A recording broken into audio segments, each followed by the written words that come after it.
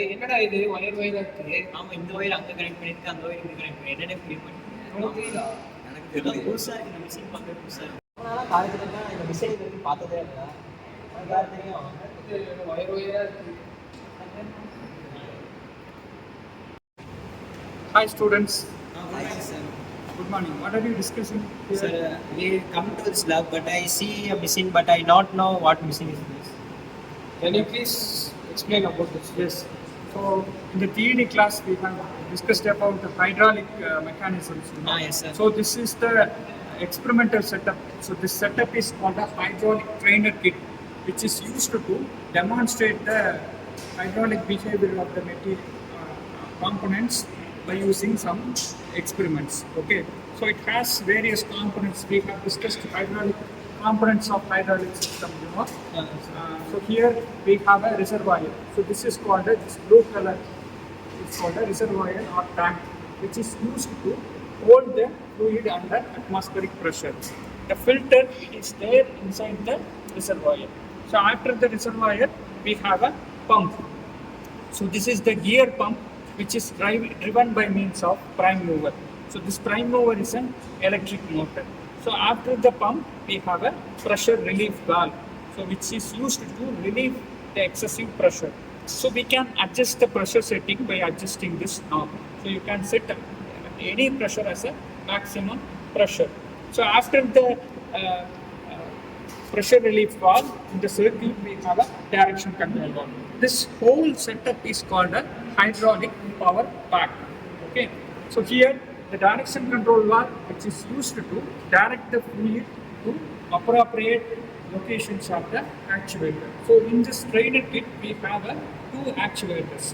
One is linear actuator and another one is a rotary actuator. In the linear actuator we have two ports, two pressure ports. It means what? It is the double acting cylinder.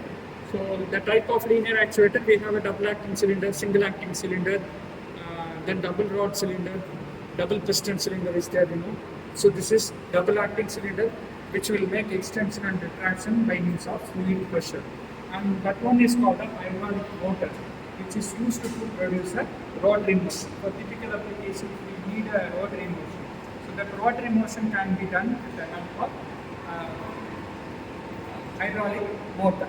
So when according to the operation, when we switch on the starter, it will start the motor, and the motor is coupled with the pump. So the pump comes into operation, which draws the fluid from the reservoir and which sends the fluid, pressurized fluid is pressurized and it is sent it to the direction control valve.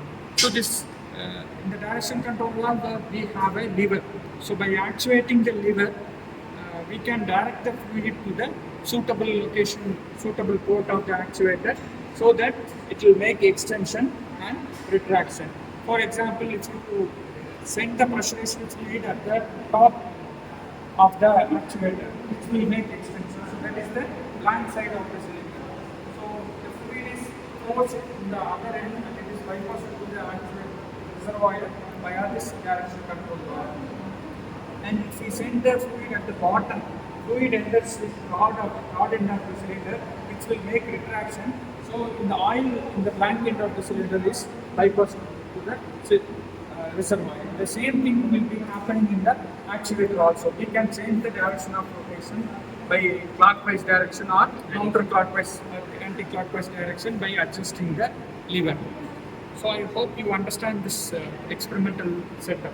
So by this we can conduct the experiment and we can make a visual view of how this system is operated.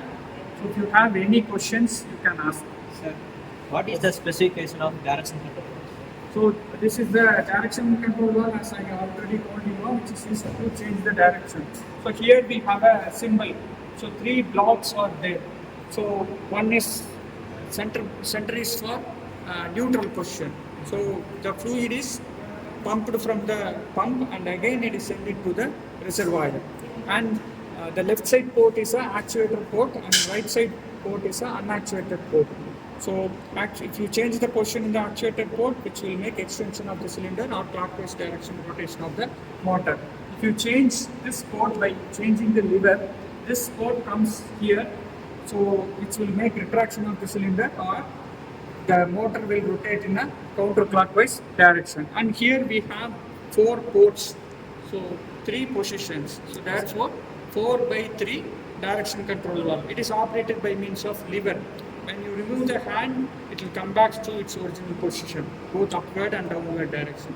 So it is the spring centered. So 4 by 3 lever operated, spring centered direction control valve. Any other questions? Sir, what are the real-time applications for the direction control works? So this experimental setup, yes. So this setup can be applicable for any hydraulic machines. Say for example, shaping machine. In the shaping machine, we are expected to produce inflow motion. Okay, it is used to make extension is used for material removing, and retraction may be idle. So that can be done with the help of this system. And hydraulic press, both compressive and retraction can be done in the system. So these are all the real-time experiments.